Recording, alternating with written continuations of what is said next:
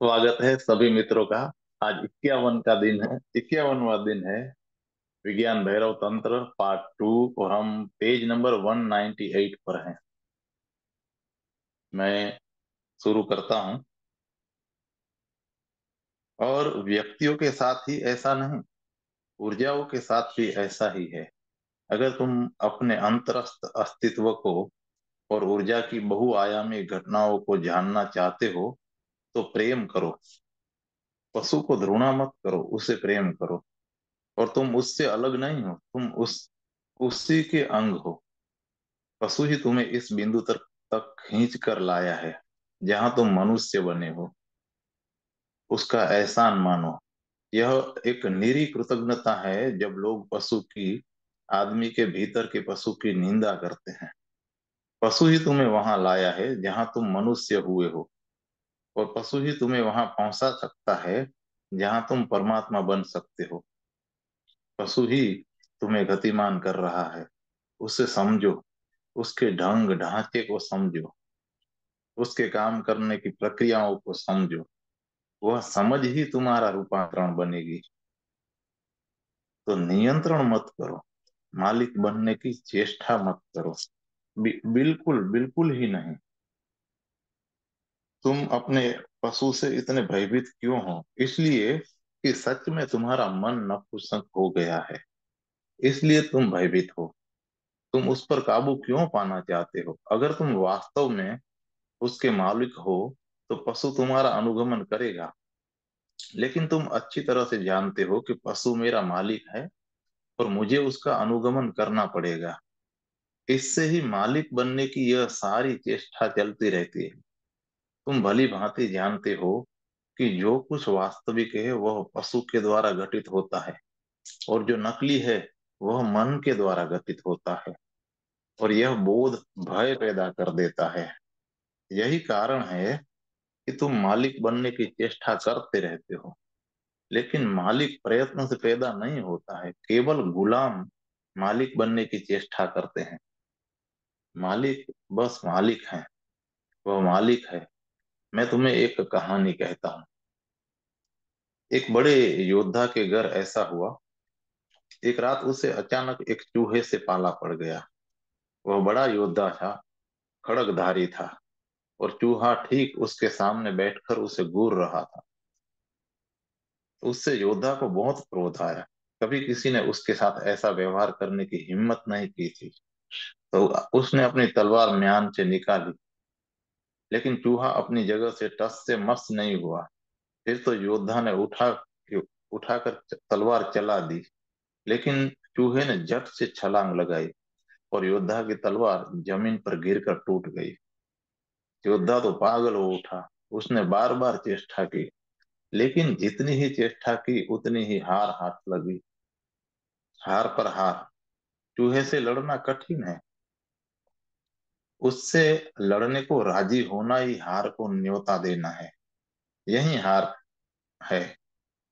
चूहा बलवान हो गया। योद्धा की हर हार ने उसे बलवान बना दिया। वह उछलकर उसकी खाट पर चढ़ गया। योद्धा तो घर से बाहर चला गया। उसने मित्रों से पूछा कि क्या किया जाए। उसने कहा कि ऐसा तो मेरी जिंदगी में कभी नहीं हुआ। किसी की भी ऐसी जुर्रत नहीं हो सकती है, और वह भी एक मामूली चूहा। लेकिन यह तो चमत्कार मालूम होता है। मैं तो बुरी तरह हार गया हूँ। तो मित्रों ने कहा कि चूहे से लड़ना व्यर्थ है, उसके लिए किसी बिल्ली को लाना बेहतर होगा। लेकिन चारों ओर यह अफवाह फैल गई कि योद्धा हार गया है, और बिल्लियों तक खबर पहुंच गई। कोई बिल्ली आने को राजी न हुई। सब बिल्लियां इकट्ठी हुई और उन्होंने अपने नेता से कहा कि तुम जाओ, क्योंकि यह कोई साधारण चूहा नहीं है। उससे योद्धा हार गया है, और हम तो मामूली बिल्लियां हैं। जब उससे यह महायोद्धा हार गया तो हम किस खेत की मूली हैं? तो तय हुआ कि नेता भीतर जाएगा और शेष बिल्लियां बाहर इंतजार करेंगी। नेता भी डर गया। नेता सदा डरपोक ही होते हैं। वे ही नेता हैं, क्योंकि कायरों की भीड़ है और कायर ही उन्हें चुनते हैं। वे कायरों के नेता हैं। कायर नहीं होते तो नेता भी नहीं होते। बुनियादी बात यह है कि वे कायरों द्वारा चुने जाते हैं, और वे कायरों के नेता हैं। लेकिन नेता को जाना पड़ा, क्योंकि अनुयायी उसे धक्के दे रहे थे। वह नेता चुना जा सक चुका था, और अब कुछ नहीं किया जा सकता था। तो वह नेता बिल्ली डरते डरते कांपते कांपते भीतर गई। चूहा बिस्तर पर बैठा था। बिल्ली ने ऐसा चूहा कभी नहीं देखा था। वह बिस्तर पर मजे से बैठा था। बिल्ली सोचने लगी कि क्या किया जाए, क्या उपाय लगाया जाए। वह इस हालत में अपनी पुरानी याददाश्त और अनुभवों को टटोल ही रही थी कि चूहे ने अचानक आक्रमण कर दिया। बिल्ली भाग खड़ी हुई, क्योंकि अतीत में कभी ऐसा नहीं हुआ था। इतिहास में कोई उल्लेख नहीं है कि किसी चूहे ने बिल्ली पर हमला किया हो। बिल्ली बाहर आकर जमीन पर गिर पड़ी और मर गई। तो पास पड़ोस के लोगों ने योद्धा को सलाह दी कि अब मामूली बिल्लियों से काम नहीं चलेगा। तुम राजमहल जाओ और राजा की बिल्ली मांग लाओ। राजा की बिल्ली ही कुछ कर सकती है। यह कोई मामूली मामला नहीं है। योद्धा को राजा के पास जाना पड़ा। उसने बिल्ली के लिए निवेदन किया और राजमहल से बिल्ली आई।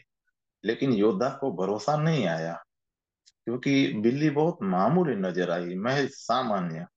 उसे डर था कि कहीं अ, न- इस बार भी न असफलता हाथ आए। इससे तो वह बिल्ली कहीं बड़ी और बलशाली थी, जो नेता चुनी गई थी और चूहे से हार कर मर गई थी। यह अदना बिल्ली, राजा ने कहीं मजाक तो नहीं किया, लेकिन वह राजा से कुछ कह भी नहीं सकता था। तो योद्धा उस मामूली बिल्ली को लेकर घर आया। बिल्ली अंदर गई, चूहे को मार डाला और बाहर आ गई। सभी बिल्लियां इंतजार कर रही थी। फिर राजमहल की बिल्ली को घेर कर खड़ी हो गई, और उन्होंने उससे पूछा कि तुम्हारा राज क्या है। उस चूहे को हाथों उस चूहे के हाथों हमारा नेता तक मारा गया। योद्धा को मुंह की खानी पड़ी, और तुमने उसे कैसे इतनी सरलता से मार गिराया और उसके मृत शरीर को बाहर लेकर आ गई। बिल्ली ने कहा कि मैं बिल्ली हूं और वह चूहा है। कोई और विधि नहीं है। मैं बिल्ली हूं, यही काफी है। किसी विधि की क्या जरूरत है। बिल्ली होना ही काफी है। जब मैंने घर में प्रवेश किया, तो यह काफी था। एक बिल्ली ने प्रवेश किया, मैं बिल्ली हूँ। यह एक जैन कथा है। अगर तुम्हारा मन मालिक है, तो प्रयत्न की क्या जरूरत है। सब प्रयत्न आत्मवंचना है, कि तुम बिल्ली नहीं हो और तुम चूहे से लड़ रहे हो। मालिक बनो। लेकिन मालिक कैसे बना जाए। तंत्र कहता है कि समझ तुम्हें मालिक बना ले, और कुछ मालिक नहीं बना सकता। सब मालकियत की कुंजी समझ है, बोध है। अगर तुम इसे ठीक से जानते हो तो तुम मालिक हो, और अगर नहीं जानते तो तुम लड़ते रहोगे, और तब गुलाम ही रहोगे।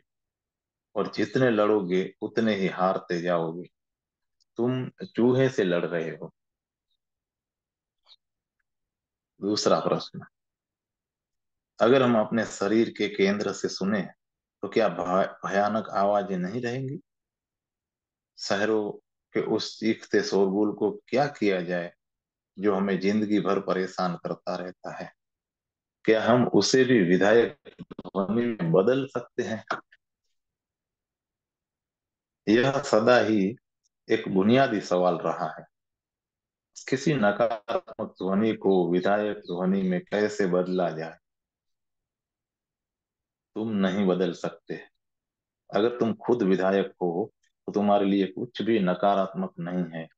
और अगर तुम खुद नकारात्मक हो, तो तुम्हारे लिए सब कुछ नकारात्मक हो जाएगा। तुम्हारे चारों तरफ जो भी है, तुम ही उसके स्रोत हो। तुम अपने संसार के आप सृष्टा हो। और याद रहे, हम एक ही जगत में नहीं जीते।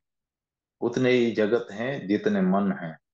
प्रत्येक मन अपने ही जगत में रहता है। मन ही जगत की सृष्टि करता है।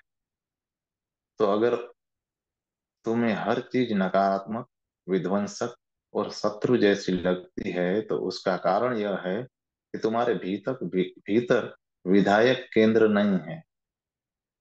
यह मत सोचो कि नकारात्मक ध्वनियों को कैसे बदला जाए। अगर तुम अपने चारों ओर नकारात्मक अनुभव करते हो, तो उसका इतना ही मतलब है कि तुम भीतर से नकारात्मक हो। जगत तो एक दर्पण है, उसमें तुम अपना प्रतिबिंब देखते हो। मैं एक डाक बंगले में ठहरा हुआ था, एक गांव के डाक बंगले में। गांव बहुत गरीब था, लेकिन उसमें कुत्ते बहुत थे। रात में सब कुत्ते डाक बंगले के चारों ओर जमा हो गए। शायद उनकी रोज की आदत रही हो। डाक बंगला अच्छी जगह पर था, जहां अनेक छायादार वृक्ष थे। संभव है कुत्ते रात में वहीं विश्राम करते थे। मैं वहां ठहरा हुआ था और किसी राज्य के एक मंत्री भी वहां ठहरे हुए थे। कुत्ते के भौंकने से मंत्री जी बहुत परेशान हो रहे थे। आधी रात बीत आधी रात बीत चली और मंत्री सो न सके। फिर वो मेरे पास आए और उन्होंने पूछा कि क्या आप सो गए हैं। मैं गहरी नींद में था। तो वे मेरे निकट आए और मुझे जगाकर उन्होंने पूछा कि इस शोर शराबे के बीच आप कैसे सो रहे हैं। कम से कम 20-30 कुत्ते हैं और वो भौंक रहे हैं, आपस में लड़ झगड़ रहे हैं, और वह सब कर रहे हैं जो कुत्ते आमतौर से करते हैं। मंत्री ने कहा, मुझे तो नींद नहीं आ रही है, और मैं दिन भर की यात्रा से थका हूं और कल भी मुझे दौरे पे जाना है। उन्होंने कहा कि यदि आज मुझे नींद ना आई तो मुश्किल होगी। कल सुबह ही मुझे निकलना है। और नींद आने से रही, मैं सब उपाय कर चुका हूँ। मैंने सुना था कि मंत्र जपने से, परमात्मा की प्रार्थना करने से काम बन जाता है। वह सब भी मैं कर चुका हूँ, अब मैं क्या करूं। तो मैंने उनसे कहा कि ये कुत्ते यहाँ इस इरादे से नहीं जमा हुए हैं कि आपको परेशान करे। वे आपके लिए नहीं आए हैं। उन्हें पता भी नहीं है कि यहाँ कोई मंत्री ठहरा है। वे समाचार पत्र नहीं पढ़ते। उन्हें कुछ पता नहीं है। वे यहाँ उद्देश्य से नहीं है। उन्हें आपसे कुछ लेना देना नहीं है। वे अपना काम कर रहे हैं, आप क्यों परेशान होते हैं। उन्होंने कहा कि परेशान ना हो। कैसे परेशान ना हो, इतनी भौंक भाग के बीच कैसे सोऊं। मैंने उन्हें कहा कि कुत्ते के भौंकने से लड़े ना, आप लड़ रहे हैं, यही उपद्रव है। शोरगुल उपद्रव नहीं है। आप उससे परेशान नहीं हैं। आप शोरगुल को निमित्त बनाकर स्वयं ही अपने को उपद्रव में डाल रहे हैं।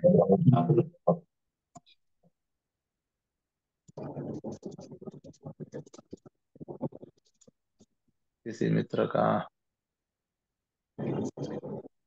अजय कुमार को म्यूट करना। आप शोरगुल को निमित्त बनाकर स्वयं ही अपने को उपद्रव में डाल रहे हैं। आप शोरगुल के खिलाफ हैं, ये आपकी शर्त है। आप कह रहे हैं कि अगर कुत्ते भौंकना बंद कर दे तो मैं सोऊंगा। कुत्ते आपकी नहीं सुनेंगे, ये आपकी शर्त है।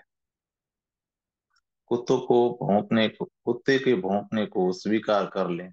यह शर्त न रखें कि जब वे भौंकना बंद कर देंगे तो मैं सो जाऊंगा। बस स्वीकार कर ले, कुत्ते हैं और वो भौंक रहे हैं। उनका प्रतिरोध न करें और न लड़ें। उनके शोरगुल को अनसुना करने की भी कोशिश न करें। उन्हें स्वीकार कर लें, उन्हें सुने, वो सुंदर हैं। रात इतनी शांत है और कुत्ते इतने प्राणवान ढंग से भौंक रहे हैं। उन्हें सुने, इसे ही मंत्र बना ले। यही सम्यक मंत्र है। उन्हें सुने। उन्होंने कहा कि मैं मानता तो नहीं कि इससे कुछ होने वाला है, लेकिन अब और कोई उपाय भी नहीं है तो इसका भी प्रयोग करता हूँ। वे जाकर सो गए और कुत्ते अब भी भौंक रहे थे, और सुबह नींद से उठकर उन्होंने कहा कि चमत्कार हो गया। मैंने उनका भौंकना स्वीकार कर लिया, अपनी शर्त हटा ली। मैंने उनको सुना। कुत्ते का भौंकना संगीत बन गया और सब उपद्रव समाप्त हो गया। एक तरह से उनका भौंकना लोरी जैसा बन गया, और इसी कारण मुझे गहरी नींद नसीब हुई। यह तुम्हारे पर निर्भर है। अगर तुम विधायक हो तो सब चीज विधायक हो जाती है, और अगर तुम नकारात्मक हो तो सब चीज नकारात्मक हो जाती है, खट्टी हो जाती है। इसे याद रखो कि शोरगुल प्रसंग में नहीं है, पूरे जीवन के प्रसंग में। अगर तुम्हें लगे कि तुम्हारे आसपास कुछ भी नकारात्मक है, तो अपने भीतर उसके कारण का पता करो।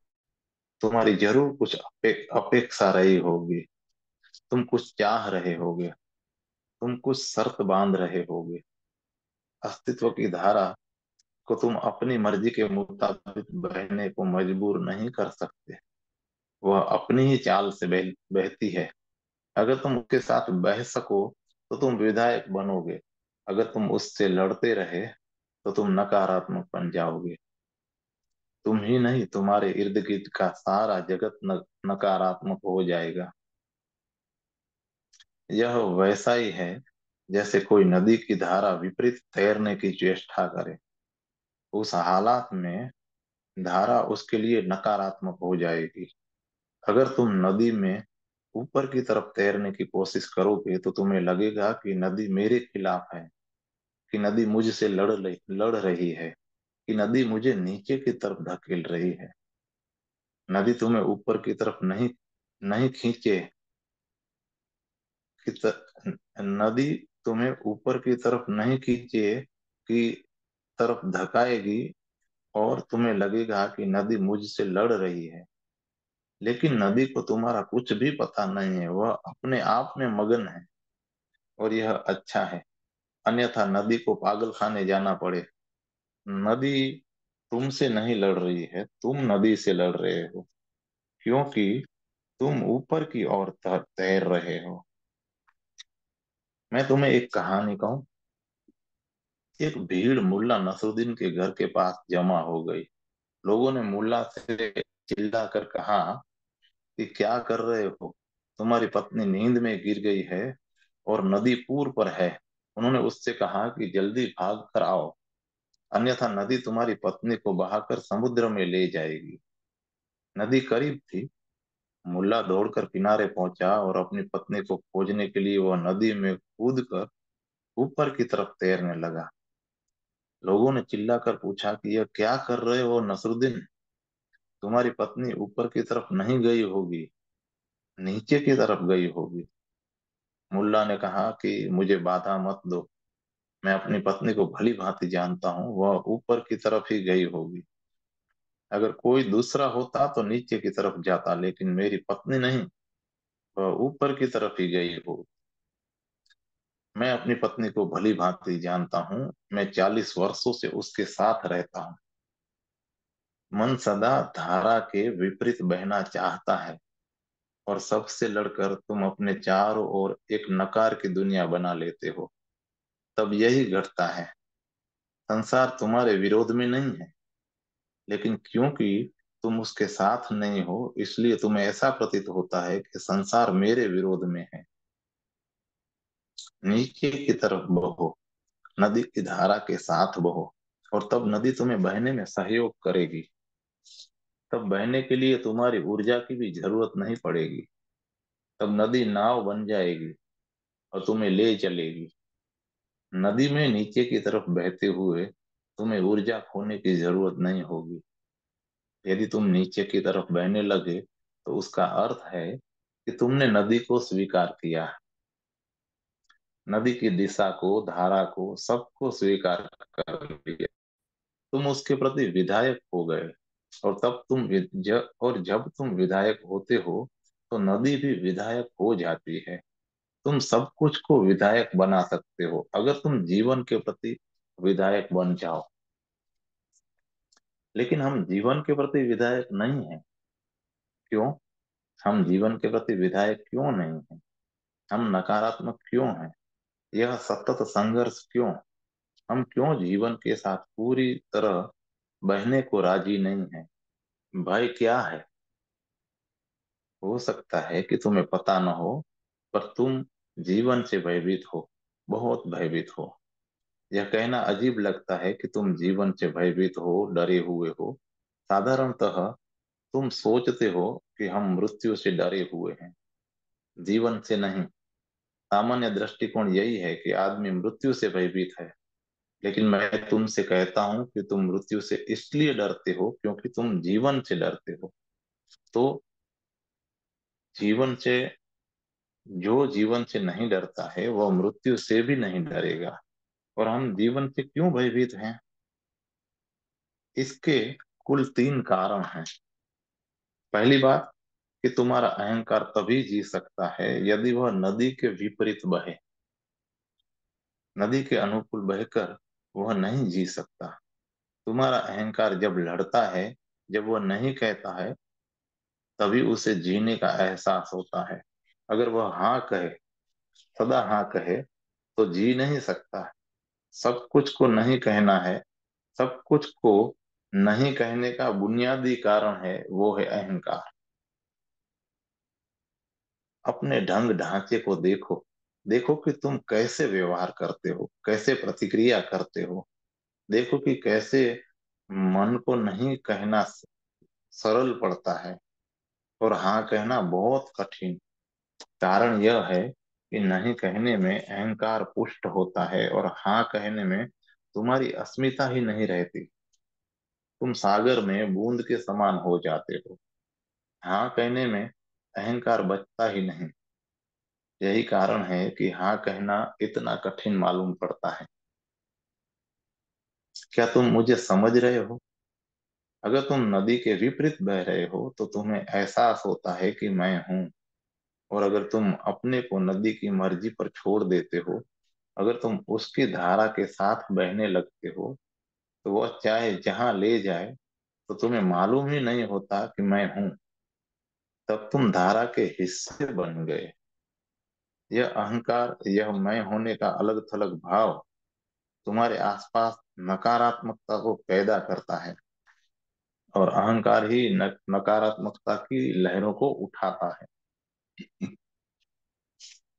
दूसरा कारण है कि जीवन अज्ञात है। उसकी भविष्यवाणी नहीं हो सकती है। और तुम्हारा मन बहुत संकीर्ण है।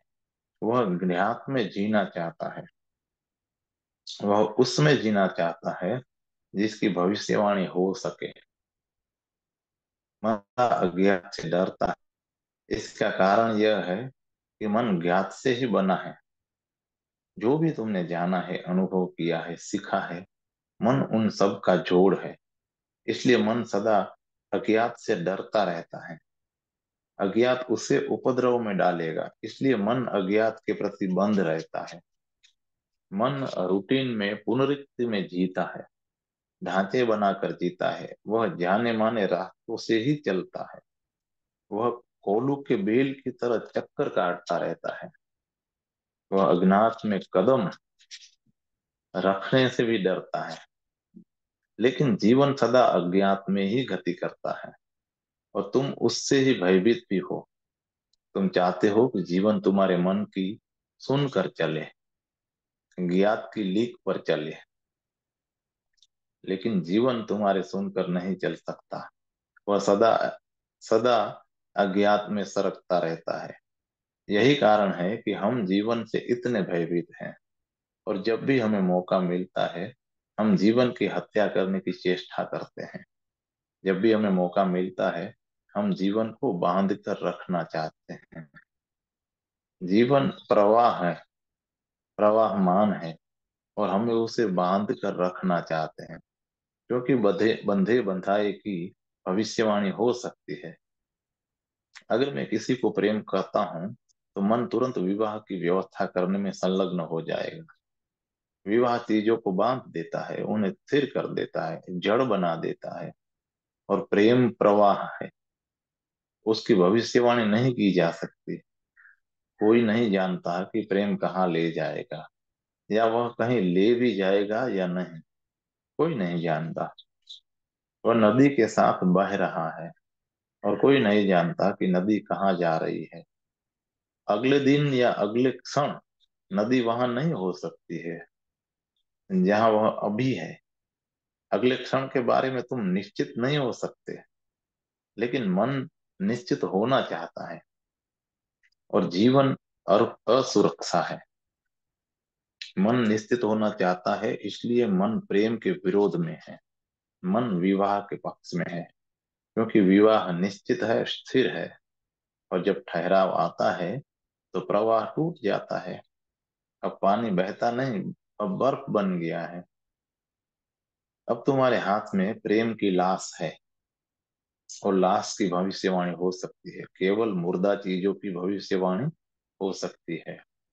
जो चीज जितनी जीवंत होती है, उतनी ही उसकी भविष्यवाणी असंभव है। कोई नहीं जानता कि जीवन कहाँ से ले जाएगा, इसलिए हम जीवन को नहीं, मृत चीजों को पसंद करते हैं। यही कारण है कि हम वस्तुओं का परिग्रह करते हैं। किसी व्यक्ति के साथ रहना कठिन है, वस्तुओं के साथ रहना आसान है। इसलिए हम चीजों और चीजों के संग्रह में लगे रहते हैं। व्यक्ति के साथ रहना कठिन है, और अगर हमें व्यक्ति के साथ रहना पड़ता है तो हम उसे तुरंत वस्तु बना देने की कोशिश करते हैं। हम उसे व्यक्ति नहीं रहने देते। पत्नी वस्तु है, पति वस्तु है। वे जीवित व्यक्ति नहीं है, जड़ चीजें हैं। जब पति घर आता है तो वह जानता है कि पत्नी उसका इंतजार कर रही होगी। वह जानता है वह उसकी भविष्यवाणी कर सकता है। अगर वह प्रेम करना चाहेगा तो प्रेम कर सकता है। पत्नी उपलब्ध रहेगी। पत्नी वस्तु हो गई है। पत्नी यह नहीं कह सकती कि नहीं, आज मैं प्रेम करने के मूड में नहीं।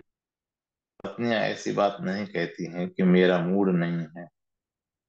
उनके भी मूड हैं, ऐसा नहीं माना जाता। उनके भी मूड हैं, ऐसा नहीं माना जाता। वे जड़ संस्थाएं जैसी हैं, और तुम संस्था पर भरोसा कर सकते हो, जीवन पर भरोसा नहीं किया जा सकता। ऐसे हमें व्यक्तियों को वस्तुओं में बदलते रहते हैं। किसी भी संबंध पर नजर डालो। शुरू में तो वह दो व्यक्तियों का संबंध मालूम पड़ता है, लेकिन शीघ्र ही वह दो वस्तुओं का संबंध बन जाता है। व्यक्ति विदा हो जाता है, वस्तुएं प्रकट हो जाती है। तब हम एक दूसरे से अपेक्षाएं करने लगते हैं। हम एक दूसरे से कहते हैं कि यह करो, वह करो। यह पत्नी का कर्तव्य है, वह पति का कर्तव्य है। हम कहते हैं तुम्हें यह करना ही होगा, यह कर्तव्य है, इसे करना ही होगा। और तुम यह नहीं कह सकते कि मैं यह नहीं कर सकता। यह ठहराव, यह जड़ता जीवन के भय से पैदा होती है। जीवन एक प्रवाह है। जीवन के संबंध में कुछ नहीं कहा जा सकता। मैं तुम्हें इस क्षण प्रेम करता हूँ, अगले क्षण यह प्रेम विदा हो सकता है। एक क्षण पहले प्रेम नहीं था, एक क्षण वह मौजूद है। और वह है तो मेरे कारण नहीं, बस घटित हुआ है। मैं उसे घटित नहीं करा सकता था। वह अपने आप ही घटित हुआ है। और जो घटित हो सकता है वह किसी क्षण हो भी सकता है। तुम क्या कर सकते हो? दूसरे क्षण प्रेम हो सकता है, दूसरे क्षण का क्या भरोसा। लेकिन मन निश्चितता चाहता है, इसलिए मन प्रेम को विवाह में बदल देता है। और जीवित वस्तुएं मृत हो जाती है। जब तुम उस पर मालकियत कर सकते हो, तब तुम उसका भरोसा कर सकते हो। तब अगले दिन भी प्रेम होगा। और पूरी विडंबना यही है, उस पर मालकियत करने के इरादे तुमने व्यक्ति को मार डाला, वस्तु बना दिया। और उसके साथ ही व्यक्ति का जो सुख था, उससे तुम वंचित हो गए। व्यक्ति तो रहा ही नहीं, वह मर गया। और तुमने व्यक्ति को प्रेम किया था, लेकिन मालकियत करने के लिए व्यक्ति की हत्या कर दी गई।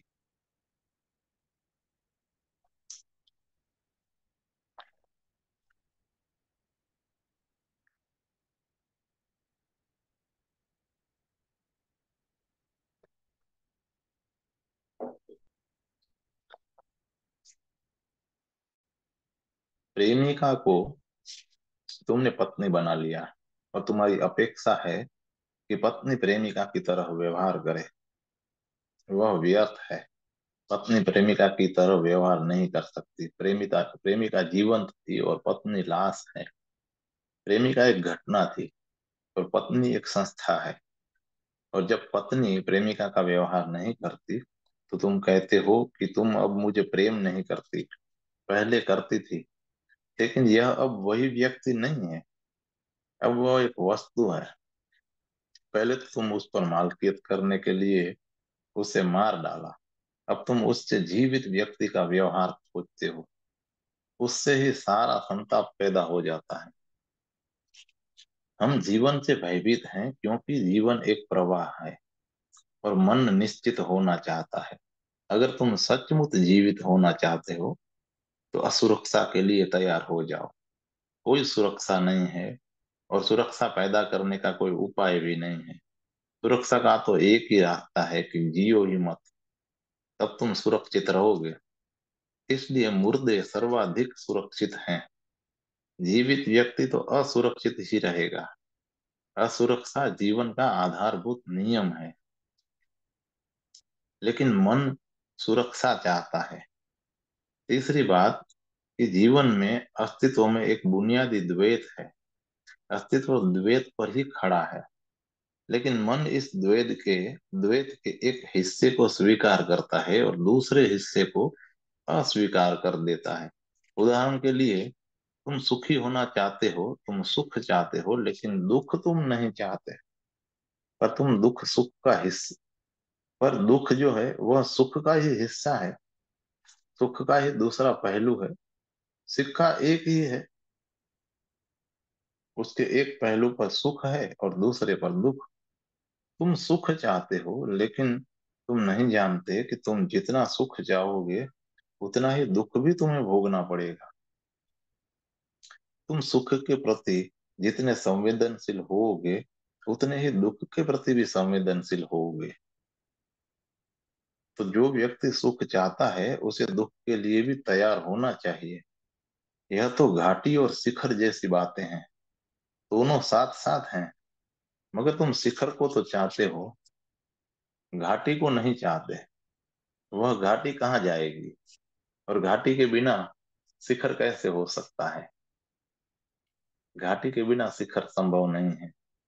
अगर तुम शिखर को प्रेम करते हो तो घाटी को भी प्रेम करो। दोनों नियति के हिस्से हैं। लेकिन मन एक को चाहता है और दूसरे को नहीं, और दूसरा उसका अभिन्न हिस्सा है। मन कहता है कि जीवन शुभ है और मृत्यु अशुभ। लेकिन मृत्यु एक हिस्सा, घाटी जैसा हिस्सा है, और जीवन शिखर जैसा हिस्सा है। जीवन मृत्यु के बिना नहीं हो सकता है, वह मृत्यु के कारण ही है। अगर मृत्यु विदा हो जाए तो उसके साथ साथ जीवन भी विदा हो जाएगा। लेकिन मन कहता है कि मैं सिर्फ जीवन चाहता हूँ, मृत्यु को नहीं। तब मन एक स्वप्न लोक में विचरण करने लगता है, जो स्वप्न लोक कहीं भी नहीं। तो तब मन हर चीज से लड़ता है, क्योंकि जीवन में हर चीज अपने विपरीत से जुड़ी है, और विपरीत से बचने की चेष्टा में संघर्ष जरूरी हो जाता है। जो मनुष्य यह समझ लेता है कि जीवन द्वैत पे खड़ा है, वह दोनों के स्वीकार करता है। वह मृत्यु को भी स्वीकार करता है। वह मृत्यु को जीवन के विरोध के रूप में नहीं, बल्कि जीवन के भाग के रूप में, उसके घाटी वाले हिस्से के रूप में स्वीकार करता है। वह रात को दिन के घाटी वाले हिस्से के रूप में स्वीकार करता है। एक क्षण तुम आनंदित हो, दूसरे क्षण तुम उदास हो। तुम दूसरे क्षण को नहीं स्वीकार करना चाहते, और वह ये घाटी वाला हिस्सा है। और आनंद का शिखर जितना ऊंचा होगा, घाटी उतनी ही गहरी होगी, क्योंकि ऊंची घाटियां ऊंचे शिखरों से ऊंचे शिखरों के नीचे ही निर्मित होती हैं। इसलिए तुम जितने ऊंचे उठोगे उतने ही नीचे गिरना होगा। जो लहर जितना ऊंचा उठेगी उसे उतना ही नीचे गिरना पड़ेगा। यह समझ का अर्थ है समझ का अर्थ है इस तथ्य के प्रति जागरूक होना। इस तथ्य के प्रति जागरूक होना ही काफी नहीं है, उसका स्वीकार भी करना जरूरी है। क्योंकि तथ्य से भागा नहीं जा सकता है। तथ्य की वजह जगह तुम कल्पना कर सकते हो, स्वप्न निर्मित कर सकते हो। और सदियों सदियों से हम स्वप्न निर्मित करते रहते हैं। हमने नर्क को कहीं नीचे पाताल में रखा है और स्वर्ग को कहीं ऊपर सातवें आसमान पे रखा है। हमने दोनों को एक दूसरे से बिल्कुल अलग करके रखा है, जो कि एक मूढ़ता है। सच तो यह है कि नर्क स्वर्ग का घाटी वाला हिस्सा है। वह स्वर्ग के साथ ही रहता है, वह अलग नहीं रह सकता है। यह समझ तुम्हें विधायक बनने में सहयोग देगी। तब तुम कुछ को स्वीकार करोगे। विधायक से मेरा मतलब यह है कि तुम सब कुछ को स्वीकार करते हो, क्योंकि तुम जानते हो कि अस्तित्व का विभाजन नहीं हो सकता है। मैं एक श्वास भीतर ले जाता हूँ और तुरंत ही उसे बाहर निकालना पड़ता है। श्वास भीतर लेता हूँ और फिर श्वास छोड़ता हूँ। अगर मैं सिर्फ श्वास लूं और छोड़ू नहीं तो मैं मर जाऊंगा। वैसे ही अगर मैं सिर्फ श्वास छोड़ूं और लूं नहीं तो भी मर जाऊंगा। क्योंकि श्वास लेना और उसे छोड़ना एक ही प्रक्रिया के हिस्से हैं। दोनों मिलकर वर्तुल बनाते हैं। मैं श्वास छोड़ ही इसलिए पाता हूँ क्योंकि मैं श्वास लेता हूँ। दोनों साथ साथ हैं, उन्हें पृथक नहीं किया जा सकता। ऐसा ही है कि मुक्त पुरुष अविभाजित। अगर समझ आ जाए तो यह मुक्ति घटित होती है। मैं उसे ही मुक्त या बुद्ध पुरुष कहता हूँ, जो अस्तित्व के इस द्वैत को स्वीकार कर लेता है। तब वह विधायक है। और तब जो भी घटित होता है वह उसे स्वीकार है। तब उसकी कोई अपेक्षा नहीं है। तब वह अस्तित्व से कुछ मांग नहीं करता। तब वह धारा के साथ बह सकता है। आज इतना ही।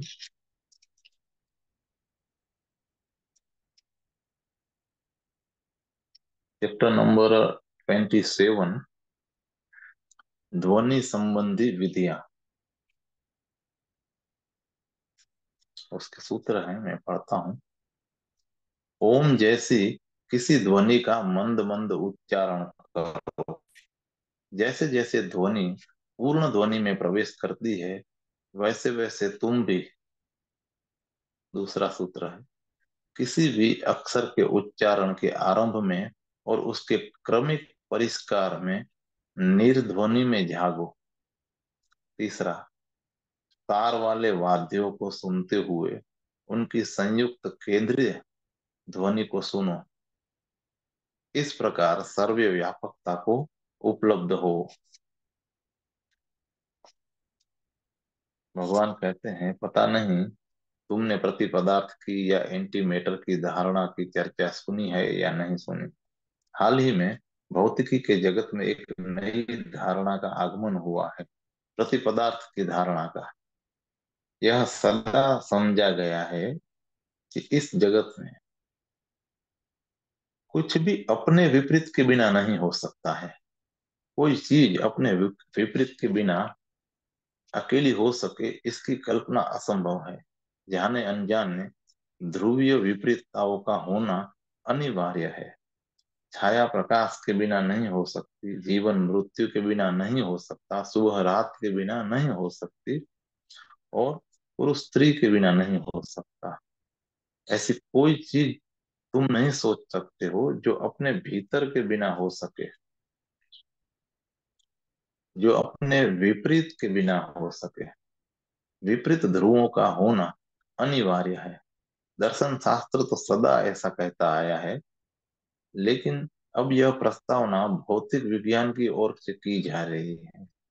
और इस धारणा के कारण बहुत अजीब से विचार विकसित हो रहे हैं। समय अतीत से भविष्य की ओर गति करता है, लेकिन अब भौतिक शास्त्र कहता है कि अगर समय अतीत से भविष्य में गति करता है, तो अवश्य ही कहीं ना कहीं वह विपरीत समय की प्रक्रिया भी होनी चाहिए, जहाँ समय भविष्य से अतीत में गति करता हो। अन्यथा समय क्रम नहीं हो सकता, लेकिन वह है, तो उसकी ध्रुवीय विपरीतता का प्रति समय का होना जरूरी है। भविष्य से अतीत की ओर गति, यह बात बेतुकी लग सकती है। कोई चीज भविष्य से अतीत में कैसे गति कर सकती है? भौतिक शास्त्री यह भी कहते हैं कि अगर पदार्थ है तो कहीं प्रति पदार्थ भी जरूर होगा। यह प्रति पदार्थ क्या होगा? पदार्थ एक घनत्व है। मान लो कि यहाँ मेरे हाथ में एक पत्थर है। वह पत्थर क्या है? उसके चारों ओर स्पेस है, स्थान है, और इस स्थान के बीच में पदार्थ का घनत्व है। यह घनत्व ही पदार्थ है। तो प्रति पदार्थ का क्या होगा? वैज्ञानिक कहते हैं कि प्रति पदार्थ स्थान में, स्पेस में महज एक छिद्र होगा। घनत्व पदार्थ है, और वैसे ही स्पेस में एक छिद्र है जिसमें कुछ भी नहीं है। वह छिद्र के चारों ओर स्पेस होगा, लेकिन छिद्र बस शून्य का होगा।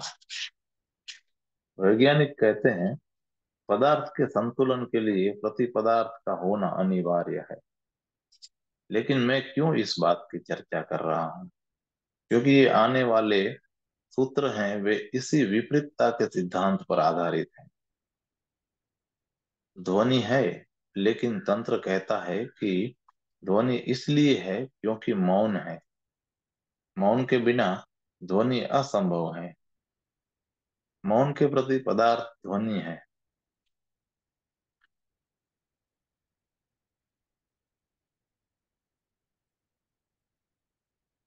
मौन प्रति पदार्थ ध्वनि है। वह अध्वनि है, वह निर्ध्वनि है। जहां जहां ध्वनि होगी उसके पीछे ही मौन भी होगा ही, ठीक पीछे। ध्वनि मौन के बिना नहीं हो सकती है। वे एक सिक्के के दो पहलू हैं।